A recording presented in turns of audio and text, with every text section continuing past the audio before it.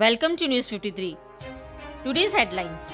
As part of an ongoing drive against repeated offenders who disturb the public order, the Commissioner of Police Cyberabad has invoked PD Act against Kamalkant's Vidyarthi, Tinku and Uttarkant Singh, who were cybercrime offenders, and detained them in Central Prison, Chirlapalli, Medchal district. 2,723 cases of Ratchakonda Commissionerate were compounded in National Lok Adalat on 10 July 2021. Bengaluru. A high alert was sounded in Kerala after 13 more Zika virus cases were detected in the state on Friday.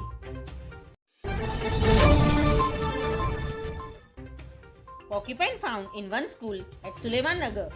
After receiving the information, zoo officials reached the spot and rescued the animal safely without injection from one room of Urdu medium school at Suleiman Nagar under Rajendra Nagar PS limit.